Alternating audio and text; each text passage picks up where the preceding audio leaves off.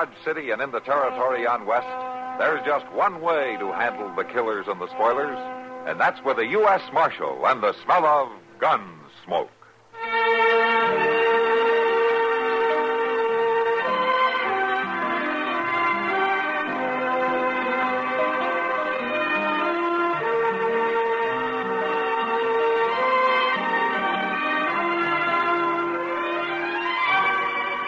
Gunsmoke, starring William Conrad. The story of the violence that moved west with young America. And the story of a man who moved with it. I'm that man. Matt Dillon, United States Marshal. The first man they look for and the last they want to meet. It's a chancy job, and it makes a man watchful. And a little lonely.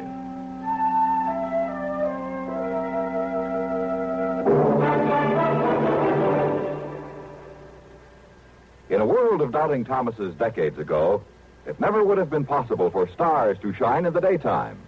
But in this day and atomic age, anything's possible. Thus, it's not only possible, but a fact that only on stations of the CBS radio network, stars do indeed shine in the daytime. And they're stars of the first magnitude, one and all. You'll find them illuminating an entire segment of your daytime listening every Monday through Friday. These stars have all been named by celestial authority vested in their forebears. Those names are Arthur Godfrey, Art Linkletter, Bing Crosby, Rosemary Clooney, Gary Moore, and Durwood Kirby. You won't find them in your book of the planets and stars, but no compendium of show business luminaries would be complete without them. Monday through Friday, your radio set is your personal telescope on this star-studded display. On your CBS radio station. To list them once again, Arthur Godfrey, Art Linkletter, Bing Crosby and Rosemary Clooney in tandem, and Gary Moore and Durwood Kirby. Enjoy them often.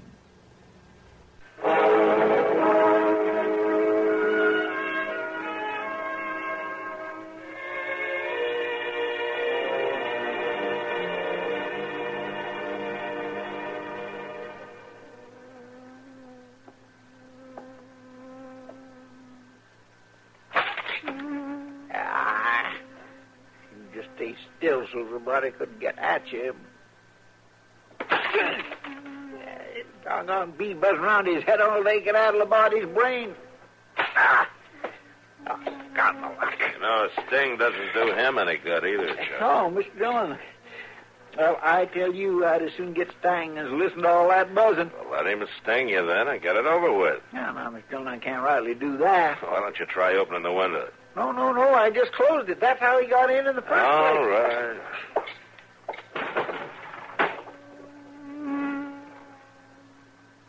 Oh, my goodness. Flew right out that window.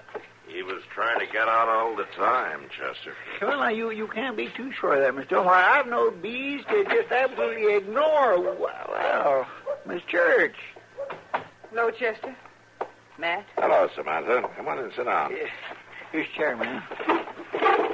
Thank you. Matt, I need your help. Sure, Samantha. What can I do? Well, it's George. George? He in some kind of trouble? That's what I don't know. He ain't come home since day before yesterday. Home from where?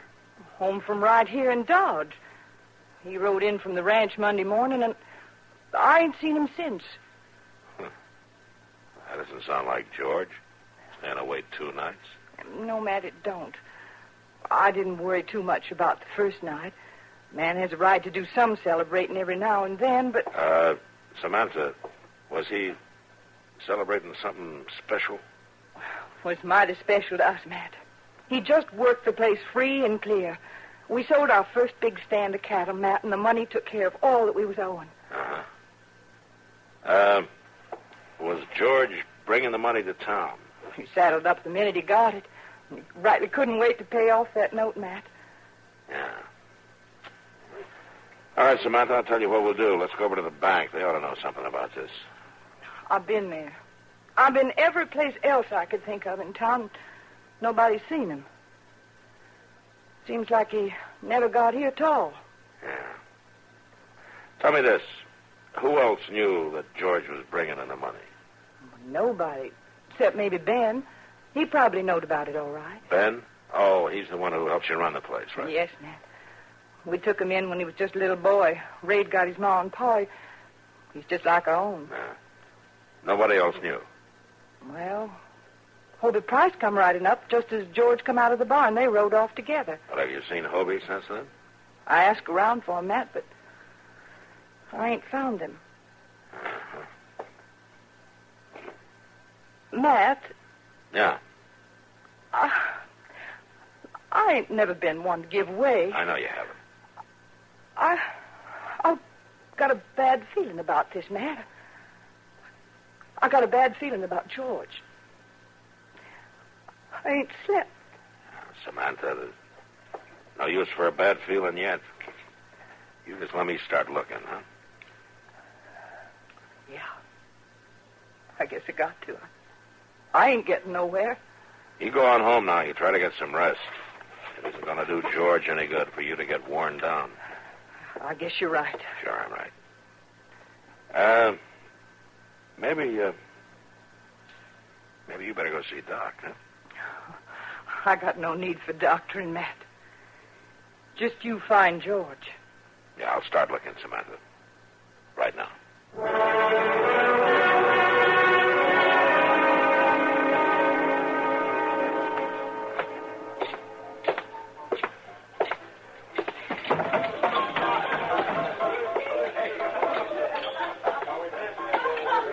Hello, Matt. Hello, Kitty. Sit down. I haven't got time, Kitty. I'm looking for Hobie Price. Hobie Price? Yeah. Has he done something?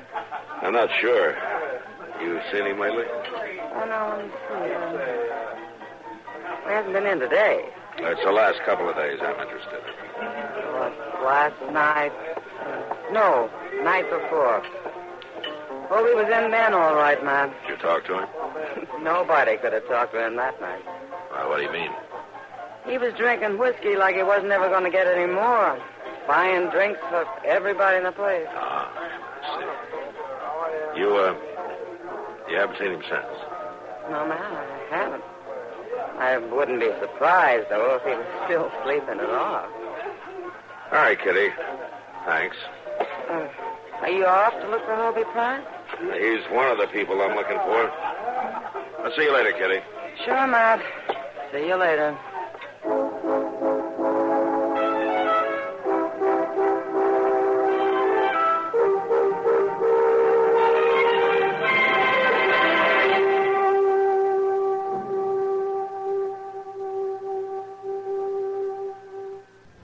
It's no surprise to anybody that the attractive and inexpensive new radios have proved popular. It's no surprise, that is, to anyone who listens to CBS radio.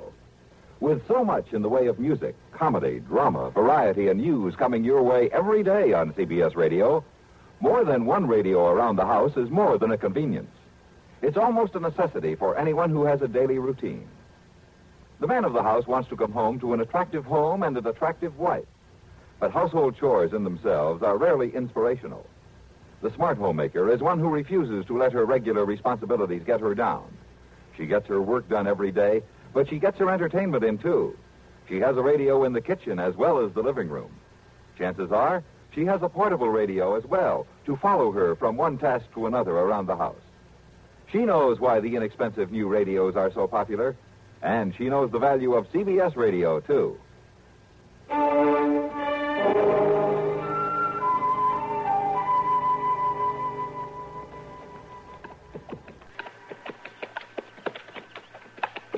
Mr. Dillon?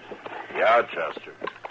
I declare I don't see why we're doing all this riding when all we got to do is find Hobie Price. Maybe. Well, now, Miss Dillon, Miss Church seen him ride off with her husband, didn't she? Yeah. And Miss Kitty said she seen him throwing his money around that night, didn't she? Yeah? And he ain't nowhere to be found around Dodge, is he? No. Well, then, Miss Dillon, it just makes sense. We ought to be riding off after Hobie Price instead of wasting time out here at the church place. Chester, do you know which direction Hobie Price rode off in, do you? Well, no, Miss Dillon, I don't. You think we should just sit in Dodge and wait until he comes back, do you? Well, no, sir. All right, then. Something else might have happened to Church. He might have had an accident riding in. I want to look the countryside over real good. Chester. Now, there's a lot of land to cover on the church spread. When we get to the fork, you ride off north and I'll ride south. We'll meet at the ranch house. All right, Mr. Dillon. Don't just stick to the trail, Chester. Take a good look around any trees and through the bushes. Yes, sir, Mr. Dillon. I'll look real good. Even though there ain't hardly no likelihood of finding it. You make up your mind about that later. All right, Mr. Dillon, but all the same... Here's the fork. All right, you go that way. You sure you won't need me with you? I think I'll be able to handle it, Chester. Why don't you go along now? All right, Mr. Dillon. I guess you know what you're doing. Well, I know what I want you to do, anyway. Go on. Get.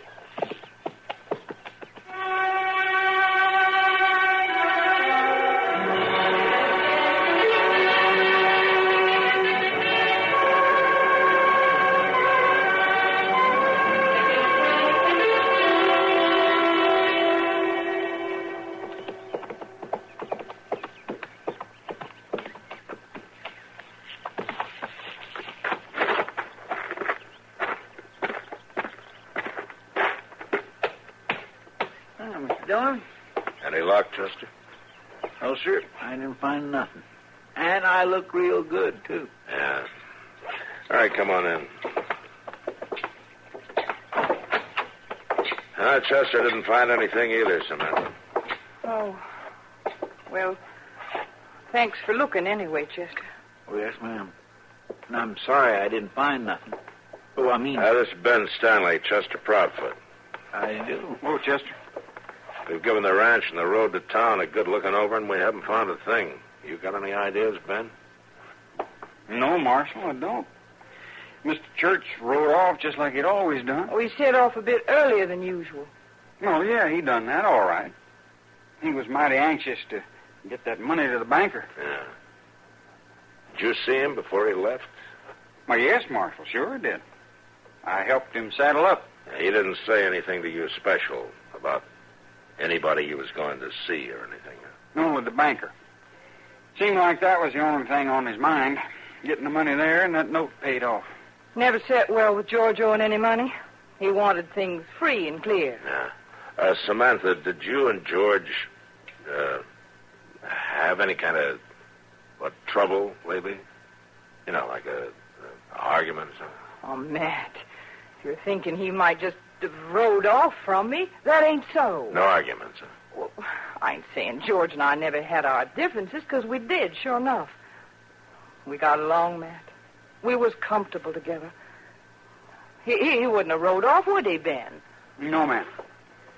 No, there wasn't ever nothing like that, Marshal. There's no cause for thinking it. Yeah. All right. Matt, you think you'll find him? Lots of people turn up, Samantha. We'll keep trying.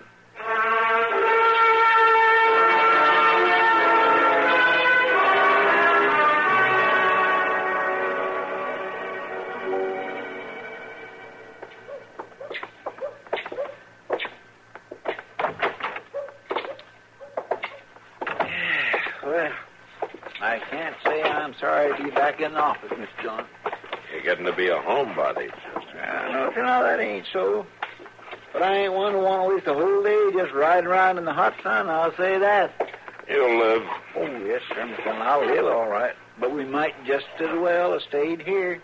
That's the thing that bothers me. Never mind, Chester. Maybe something came in the mail that's worth your while.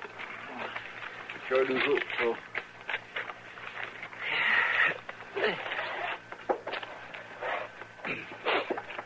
Chester, would you light someplace? You're starting me to fidgeting. Oh, well, sure, Mr. Dillon. You go right on ahead and read your letters. Well, thank you. That's very nice of you.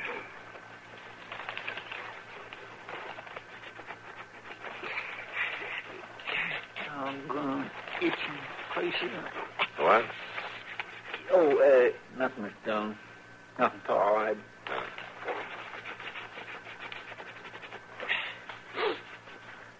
Chester, what's the matter with you? You got a beetle under your shirt or something? Why, no, sir, Miss Dillon, but it does seem that there is always some place that needs scratching. Something bite you? Oh, no, sir, I ain't been bit. They just these little red patches here. See Let me there? look. See? Well, pull up your shirt. Yes, sir. Sure breaking out in a rash. You better let Doc have a look at that. Oh, no, that ain't easy, Miss Dillon. It'll be all right. Just an itch. May be all right for you, but it's not all right for me. Seeing you scratch makes me itch, too. Well, Miss Dillon, Go on, Chester. Take your itch to Doc.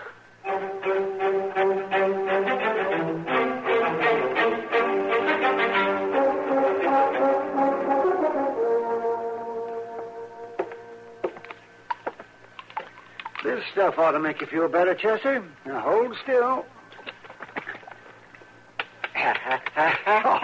Now, don't tell me that hurts. Oh, yeah, well, it's cold, Doc. Oh, cold. I bet you're the only person in Dodge today complaining about anything being cold. There. Yeah. Thanks, Doc. Oh, I'm glad to do it. I'd hate to see Matt bothered by your scratching the way you said he was. Oh, he sure was. I could have stood it all right, but Mr. Dillon, he was getting pretty edgy about it. Well, you're telling for me that he's lucky he only had you to contend with? How's that, Doc? I had another case just like yours yesterday. Ben Stanley. Funny thing, too. The first time I've seen ivy poisoning this year. And then there's two of them in 2 days. All right, Chester. You can put your shirt on now. Okay, Doc. Was Ben scratching real bad, too, Doc? Oh, was he? Like 3 hound dogs with fleas. You had a pretty good case of it. Well, that's good. Well, what's good about it? It's just good to know that somebody else scratched himself when he itched, that's all. And I bet Mr. Dillon would scratch himself, too. Well, he would if he had what you've got. Now, here at Chester, you better take a bottle of this along. And dab some of the lotion on your itchy spots every once in a while. It'll keep the itch down. Oh, well, thank you, Doc. That's all right, Chester. As the old saying goes, you scratch my back and I'll scratch yours. Oh, you want me to scratch your back, Doc? Oh, no, Chester, never mind. Just go scratch Matt's.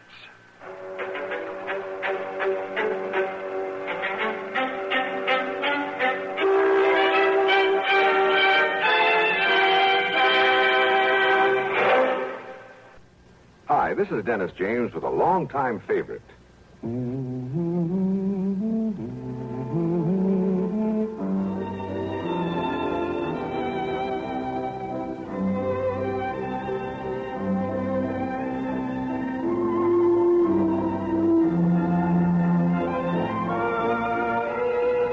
Yes, the longtime favorites are usually the best, aren't they? And one favorite folks have relied on over the years is Kellogg's All Brand. Since 1919, America's favorite natural laxative cereal. Kellogg's All Brand is the safe, gentle way to overcome irregularity caused by lack of bulk in your diet. It tastes good, too, and it never gets mushy in milk. There's only one All Brand, Kellogg's All Brand. So relieve constipation the way millions do with Kellogg's All Brand. ALL-BRAN. Yes, you're so right to stay regular with Kellogg's All Brand. Try it, okay? Okay.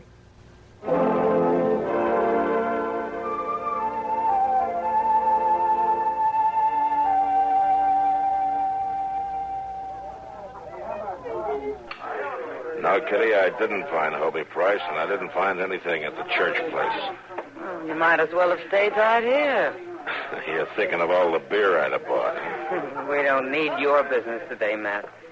An awful lot of people are drinking an awful lot of beer. Yeah, it's a good day for it. Oh, here comes Chester. Yeah. Miss Dillon, excuse me, Miss Skipper, I got some news for him. That's all right, Chester. What is it, Chester? Well, sir, I passed Moss Grimmick on the street, and he said a fellow rode in this morning said he'd seen Hobie Price. Where? Larned. Says he's staying at a hotel there, big as you please. Well, that fixes us a nice hot ride for tomorrow. Yes, sir. Oh, I hope you have more luck than you had today. Yeah, me too. You must have seen Doc, Chester. You're standing still. Oh, yes, sir, I did. He gave me some white stuff in a bottle. You're supposed to do your drinking in here, Chester. Oh, no, Miss Kitty, it wasn't a drink. It was to splash on myself to cure me of the itch. Thank goodness it's working. He was driving me crazy, Scratch. Well, you better start worrying about yourself, Miss Dillon. Oh, what do you mean by that? Well, this itch may be something that's going to spread around. You might get it for yourself. Doc took care of Ben Stanley for it just yesterday. Oh, don't be silly, Chester. I never heard of an epidemic of poison ivy. Neither did I. Ben Stanley? Yes, sir. Doc gave him a bottle of the self-same lotion just yesterday. Chester, did you get off your horse when you were riding on the church place this morning? Well, yes, I did. I watered him at the creek that wandered all over the place there, down in them brambles. Real pretty little place there. Well, I'm going to give you a chance to see it again. Well, no, I ain't that anxious. To tell the truth, I'd rather... We'll be riding out there in the morning early. I thought you were going to learn it. Maybe I won't have to, Kitty. Come on, Chester. Let's go get some sleep.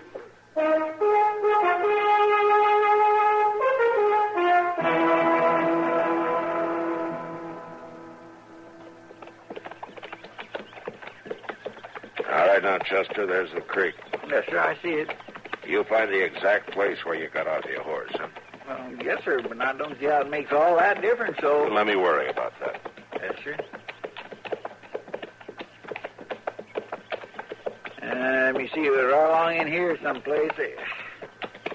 Yes, sir, I remember that dead log. All right. We'll leave the horses here.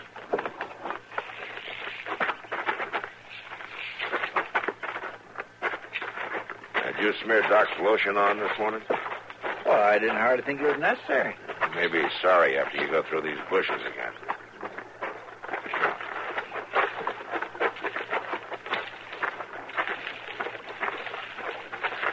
Miss Dillon?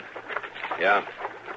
If George Church was here, I'd have seen him yesterday, wouldn't I? I don't know, Chester. We'll just keep looking for a while. All through these bushes. All right. Chester, Yes, sir? go get a shovel off one of the horses. Yes, sir.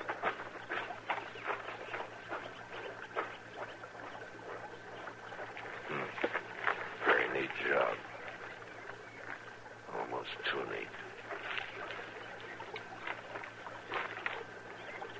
Come on, hurry up, Chester. I'm coming as fast as I can, Mr. Dillon.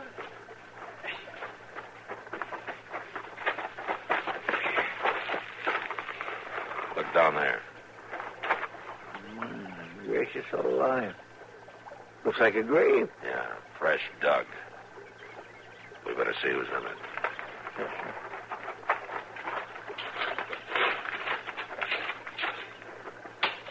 It ain't very deep. It was dug in a hurry.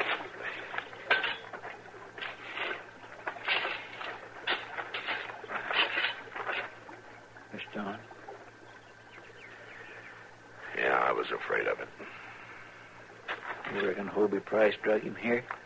Not unless he has a case of poison ivy. Oh, Mr. Dillon, you don't think... Yeah, Chester, I think Ben Stanley buried Church's body here and got the itch like you did. That nice young fellow, Mr. Dillon? Well, I could be wrong. I'd need a lot more than this to tell a judge, anyway. You can't hang a man just for scratching himself. No, you can't, Chester. Come on, let's find out if I'm wrong.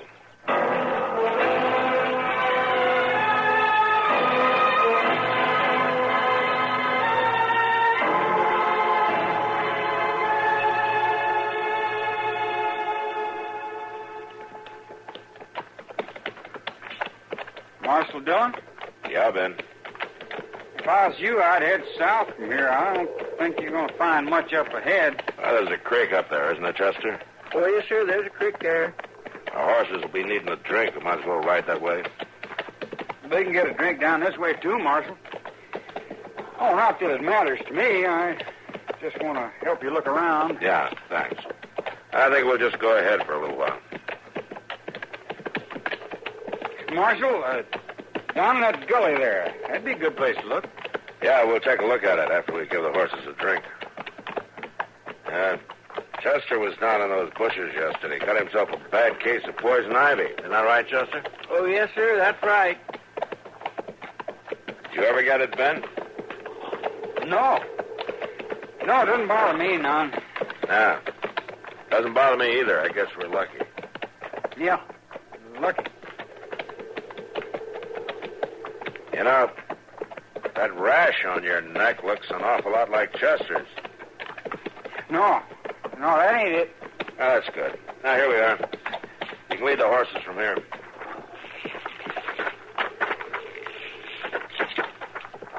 Now, come on, Ben. Get down and give your horse a chance to drink. Sure, Marshal. Sure. You can lead the horses down. Right about here ought to be a good place. No, I ain't going. Miss Dillon's making a run for it. Hold it, Stanley. Stay back! Dillon, I'll shoot! Come on.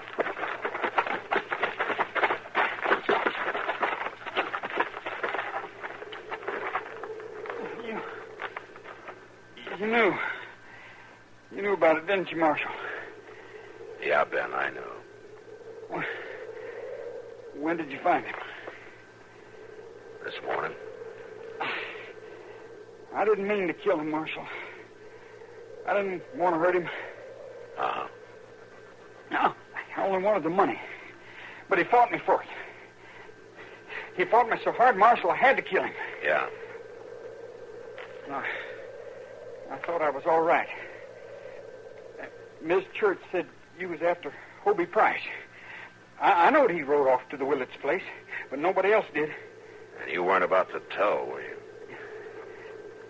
I didn't mean no harm to Mr. Church, Marshal. If he'd just give up the money easy, if he just wouldn't have fought. You know, Ben, some men do funny things like that. Like what, Marshal? Fights for the things that belong to them. And other men get poison ivy and end up getting hung. All right, come on, Chester. Let's help him on his horse.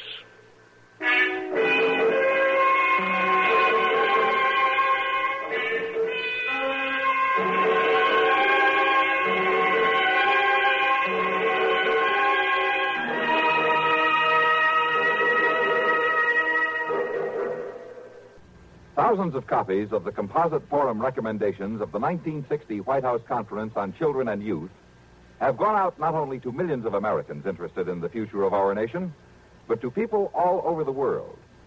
In his address at the opening session of the Golden Anniversary White House Conference on Children and Youth, President Eisenhower said, "You are working with the most precious resources of our nation, a whole generation of Americans who will someday make their country's policies and dispose its great power," end quote.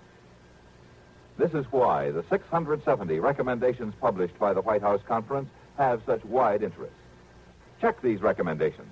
Write, Superintendent of Documents, Government Printing Office, Washington 25, D.C. Ask for Recommendations, 1960 White House Conference on Children and Youth. The price is 35 cents. Check with your state committee or your national or local organizations to see what you can do to help put these recommendations into practice.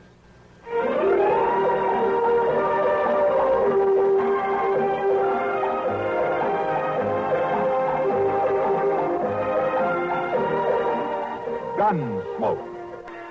Produced and directed in Hollywood by Norman McDonald, stars William Conrad as Matt Dillon, U.S. Marshal.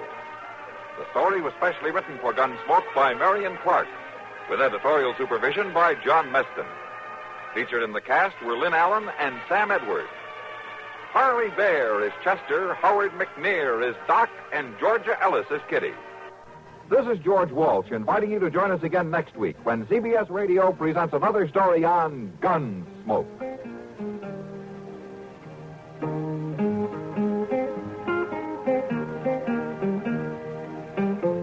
Latest news follows, after which we join the Mitch Miller Show on the CBS Radio Network. You've been listening to the OTR Gold Network. Find more classic radio at otrgold.com.